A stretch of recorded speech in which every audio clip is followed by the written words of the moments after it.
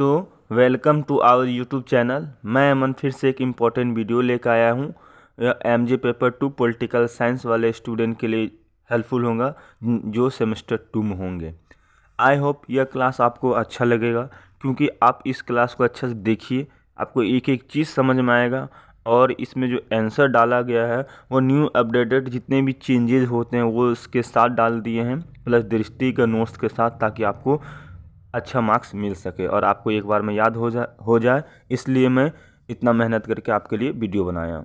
चलिए ज़्यादा बकवास नहीं करते हुए आज का क्लास स्टार्ट करते हैं, ठीक है।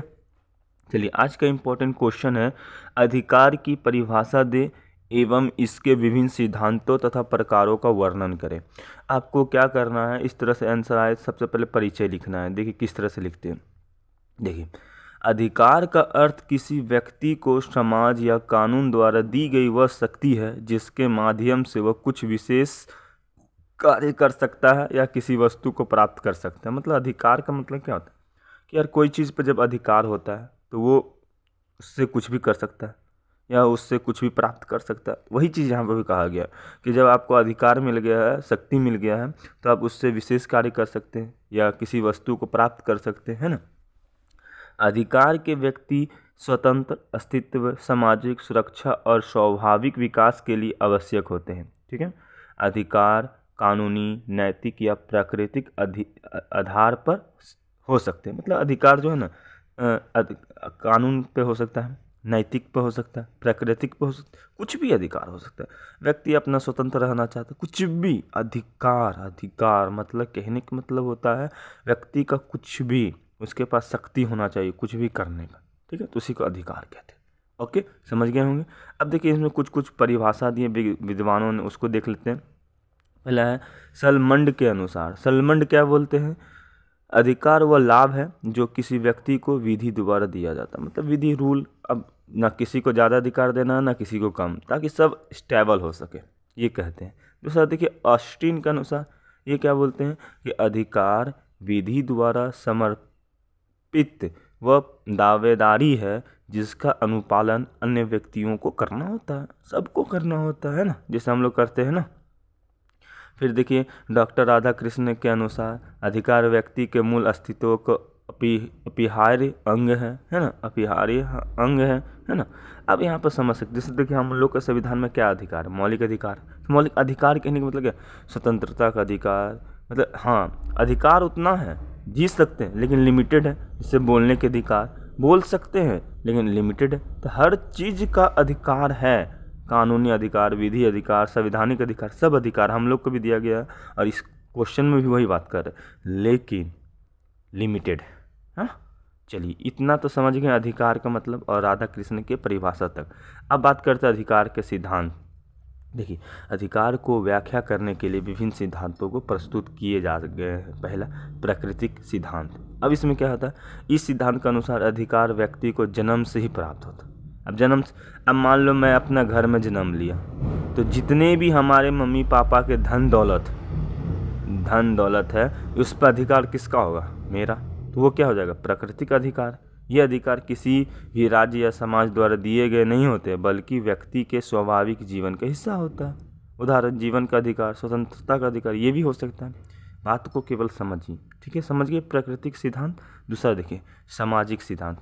यह सिद्धांत अधिकारों को समाज का उत्पाद मानता है और व्यक्ति को अधिकार समाज में रहकर ही प्राप्त होते हैं और इनका प्रयोग समाज के हित में ही होना चाहिए।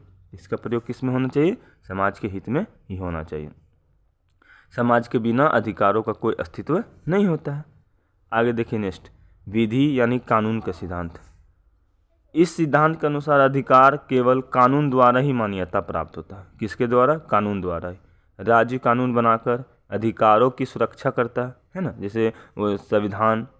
तो ये संविधान द्वारा दिए गए मौलिक अधिकार, मैं अभी जस्ट जिक्र किया था, है ना। तो ये विधिक सिद्धांत अधिकार होता है। आगे देखिए नैतिक सिद्धांत। नैतिक सिद्धांत अधिकारों को नैतिकता के आधार पर परिभाषित करता है। व्यक्ति का नैतिक आचरण, दायित्व अधिकारों का मान्यता प्रदान करता है। मतलब व्यक्ति का कैसा नैतिक आचरण है, दायित्व है, ये सब भी यह सिद्धांत न्याय और समानता पर आधारित होता है, ठीक है। अब बात करते हैं अधिकारों के प्रकार। प्राकृतिक अधिकार, देखो ये अधिकार व्यक्ति को जन्म से ही मिलते हैं, जैसे जीवन जीने का, स्वतंत्रता का। ये दोनों क्वेश्चन अलग आएंगे, जैसे कि आपको आएंगे अधिकार का सिद्धांत अलग, तो वो सब लिख लेना।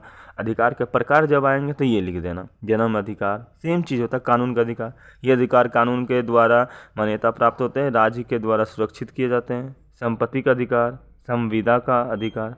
फिर नेक्स्ट देखिए मौलिक अधिकार, तो ये अधिकार संविधान द्वारा नागरिकों को दिए जाते हैं। किसको दिया जाता है? नागरिक को। भारत में मौलिक अधिकार देख सकते हैं संविधान के भाग 3 में वर्णित है। उदाहरण समझ सकते हैं, समानता का अधिकार, स्वतंत्रता का अधिकार, शोषण के विरुद्ध अधिकार। आगे देखिए सामाजिक अधिकार, ये अधिकार व्यक्ति को समाज में गरिमापूर्ण जीवन जीने के लिए दिया जाता है, जैसे शिक्षा का अधिकार, स्वास्थ्य का अधिकार, है ना। फिर देखिए राजनीतिक अधिकार, ये अधिकार नागरिकों को राजनीतिक प्रक्रिया में भाग लेने की अनुमति देता है, जैसे मतदान का अधिकार, चुनाव लड़ने का अधिकार। आर्थिक अधिकार, ये अधिकार व्यक्ति को आर्थिक स्वतंत्रता और सामाजिक सुरक्षा से जुड़े हुए होते हैं, जैसे उदाहरण के रोजगार अधिकार, उचित मजदूरी अधिकार, है ना।